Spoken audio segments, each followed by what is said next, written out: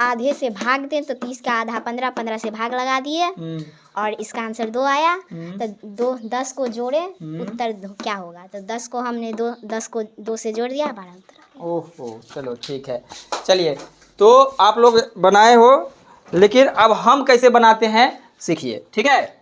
हम इसको कैसे बनाएंगे आप सीख लिए। देखिए, ये जो बनाया है इस अनुसार से 12 आंसर लाई है ना। अब हम कैसे बनाते हैं देखिए, यह जो है 12 आंसर नहीं होगा, इसका आंसर कितना होगा देख लीजिए। देखिए क्वेश्चन क्या कहता है, 30 को आधे से भाग दे और उसमें 10 जोड़ना है, तो अब क्या उत्तर होगा यह निकालना है।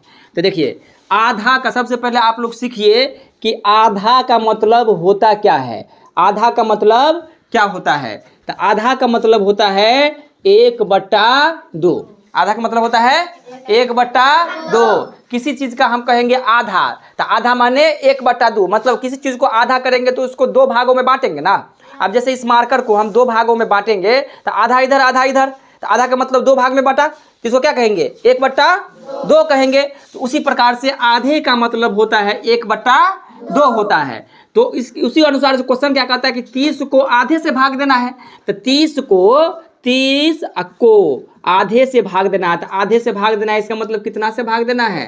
1/2 से भाग देना है। यानी 30 को 1/2 से भाग देना है। तो भाग देना है तो किसका निशान? भागा का निशान। किससे भाग देना है? 1/2 से। अब 1/2 क्यों लिखे? क्योंकि आधा का मतलब 1/2 होता है ना। भाग देते हैं तो 30 को भागा देते हैं कितना से? 1/2 से। और उसमें जोड़ना कितना है बबुआ? तो जोड़ना कितना है? तो 10 को जोड़ देना है, ठीक है। यही ना क्वेश्चन कहता है कि 30 को आधा से भाग दीजिए और उसमें 10 जोड़ दीजिए। तो देखिए, बट्टा का भाग तुम लोग को आता होगा, तो इसके नीचे में नहीं कुछ है तो क्या है? 1 रहता है। किसी भी संख्या के नीचे में कुछ नहीं रहता तो कितना रहता है? 1 रहता है। अब इसको अगर हम सॉल्व करेंगे तो देखिए, 30/1 है तो 30/1। अब भागा किस में बदलते हैं? भाग बनाते बटा का तो गुना में बदलते हैं। तो गुना में बदलते हैं तो नीचे वाला कहाँ चल जाता है? ऊपर। और ऊपर वाला कहाँ चलाता है? नीचे। अब प्लस में कितना है? 10 है तो 10 लिख दो, ठीक है। अब देखिए, 30 को 2 से गुना करेंगे। 30 को 2 से गुना करेंगे तो यहाँ तो कटने वाला है नहीं, तो 30 को 2 से गुना करेंगे कितना होगा? 60 होगा। 60। 1 को 1 से गुना करेंगे तो 1 क्या होगा? तो ये लिखना जरूरी नहीं है क्योंकि बट्टा में 1 रहबे करता है। प्लस में कितना लिखें? 10। अब 60 और 10 कितने होगा? 70। इसका आंसर हो जाएगा 70। यानी 30 को आधा से भाग देने पे 70 आएगा। तुम लोग निकाले थे कितना? 12 आया था। तो देखिए क्या आया आंसर।